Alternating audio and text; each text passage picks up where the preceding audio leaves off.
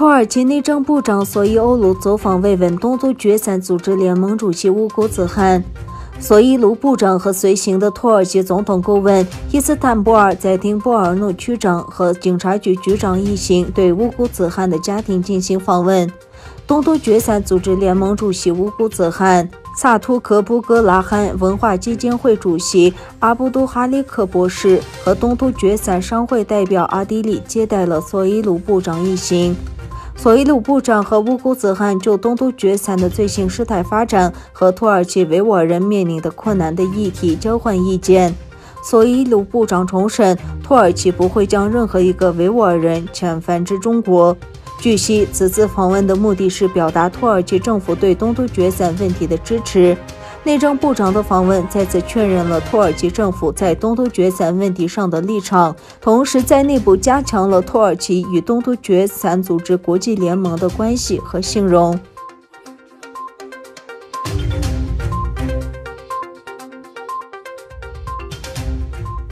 中国当局在日内瓦举行名为“新疆是个好地方”的电视会议，以试图证明其在东突厥散的镇压行动的合理性。在中国政府因其种族灭绝和危害人类罪面临国际社会的强烈批评之时，他力求在国际舞台上为自己辩护。据新华社报道，中国常驻日内瓦代表团和维吾尔自治区政府于2月3日共同举行了以“新疆是个好地方”为题的视频会议。中国官员表示，维吾尔人生活幸福，其权利得到了充分保障。中国常驻日内瓦代表程旭说，一些国家和某些势力不想看到新疆的好局势，故意歪曲事实、侮辱和对中国的谎言。有一些亚非独裁国家的代表也参加上述会议，包括古巴、朝鲜、俄罗斯、巴基斯坦、伊朗和厄立特里亚。这次会议是在美国政府将中国在东突厥散的暴行描述为种族灭绝和危害人类罪之际召开。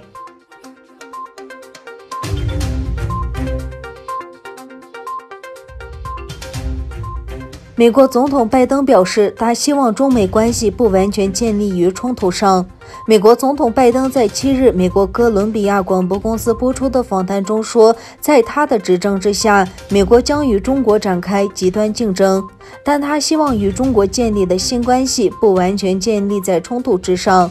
拜登指出，自己不会以特朗普的方式来经营美中关系，而会聚焦于遵守国际规则。这是拜登竞选时的政策。上任后，他先专注于与盟国重建关系。拜登在5日录制的 CBS 访问指出，当两人都担任国家副主席时，曾多次会面。拜登说：“我很了解他。”他形容习近平非常聪明、非常强硬，但骨子里没有民主。上周，拜登在美国国务院的一场演说中曾表示：“我们将对抗中国的经济滥用行为。”拜登将北京描述为美国最严峻的竞争对手。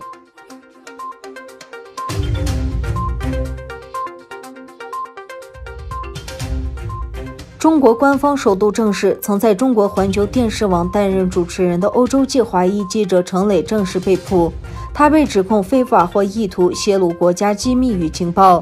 根据澳大利亚广播公司的报道，欧洲籍华裔主播程磊在中国被拘留6个月后，被中国政府以非法或意图提供国家机密给外国机构或个人被逮捕。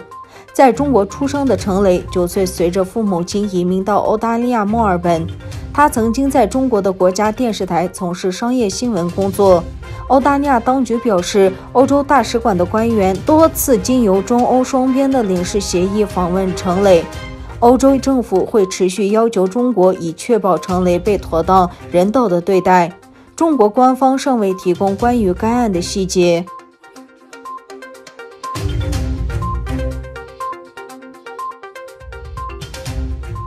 欧盟负责外交事务和安全政策的高级代表博雷尔说，俄罗斯不想利用与欧盟的建设性对话，他们将不得不从中得出结论，而且制裁也包括在内。欧盟外交及安全政策高级代表博雷尔到访俄罗斯，并在周五举行会谈。博雷尔在博客中讨论了令人担忧的欧盟俄罗斯关系。他表示，在抗议活动中，纳瓦尔尼和他的支持者被拘留之后，这种关系恶化了。